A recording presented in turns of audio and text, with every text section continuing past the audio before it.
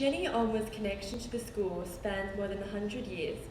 Her grandmother first came to PC in 1914, and her two aunts, cousin and sister, were also students at Perth College. Mrs. Olma's personal relationship with PC is exactly 50 years this year. She was a student from 1966 to 1978 and Captain of Barron in Year 12.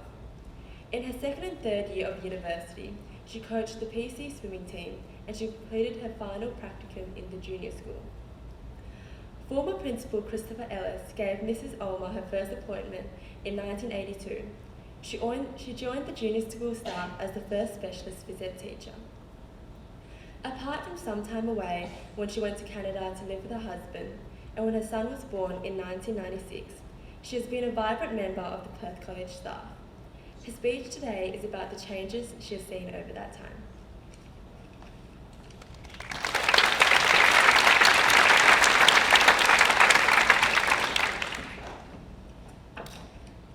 Thanks, Linda, and good morning, everyone. Some of my photographs that I'm going to put out and some of the things I'm going to say my thunder's already been stolen a little bit, but the essence of it will be here. As Linda said, I've had a long history with Perth College and I'm delighted to be sharing a few of my experiences with you. Just prior to my invitation to speak today, I had attended a lunch with some PC old girls. Coincidentally, we spent the whole day talking about Perth College and how much it had changed since we were students here. The first stage of my life at Perth College was when my parents enrolled me for kindergarten.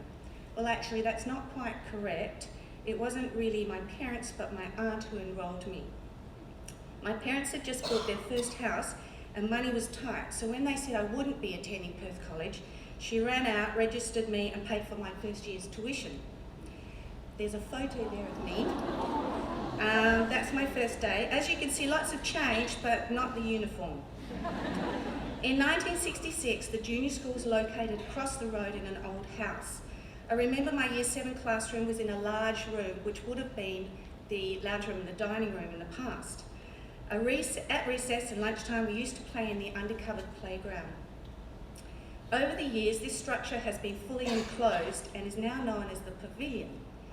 I had lots of fun growing up here, and one special memory is when they delivered little bottles of milk.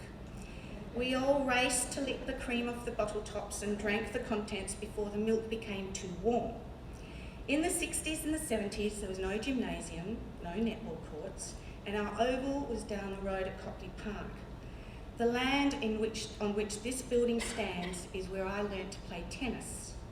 The tennis courts were also used as the venue for the end of year speech nights. There's been a number of wonderful improvements, but for me, the most important was the swimming pool. The original pool, as was said, was built in 1932 and was 25 yards. Perth College was very fortunate to have a pool, but they didn't have a sophisticated filtering system. And as was told, it often turned shades of brown and green. This meant lots of emptying and lots of refilling. On carnival days, you were lucky if the water was clear enough to swim in. As a competitive swimmer, it was often difficult to see more than an arm's length in front of you. I remember having to lift my head continuously to see how much further I had to go and where I was. Often I'd hit the end of the wall with my head rather than my hand. The next stage of my journey at Perth College was in 1982, when I returned as a newly graduated teacher. My first appointment was to be as half-time phys ed teacher and half-time classroom teacher. I only had 13 students in my first class. I loved coming to work each day and especially teaching in the new junior school, which had been built 2 years prior. I was, however, a little disappointed because the old tram had been demolished to make way for the new classrooms. In the past, this tram had been the staff room for the PE department, and it was a favourite place for students to hang with the cool teachers. At this time, the PE staff numbered 2.5, and I was the half. I believe the sports department now has 12 full-time staff members.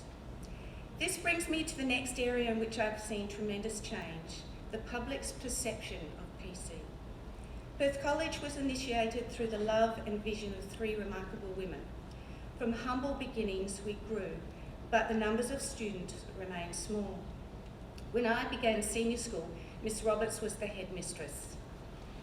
She was a bit scary. Actually, she was a lot scary. I've got so many stories about that one, but we'll leave that. Yes, it was. This was a time when there was less than 400 students that made both the junior and the senior school. Low enrolments made it difficult to be competitive with other independent girls' schools. I was a keen sportswoman, and we were often demolished in major competitions. At one particular inter-school swimming carnival, I remember the announcer saying, and of course, in last place, Perth College. The then newly appointed headmistress, Judith Cottier, was not impressed. She made it a personal goal to see that Perth College not only improved in all areas of the sporting arena, but that our academic standard was also lifted. As we began to show an improved prowess, our numbers grew, and so did the community's awareness, and today we've become one of the most prestigious independent schools with an enrolment of over 1,100 students. People are amazed at the number of years that I've spent at Perth College. I truly love being here. It's like home for me. The buildings may have changed and the school's numbers may have grown, but the culture has remained. I'd like to finish with two quotes that resonate with me.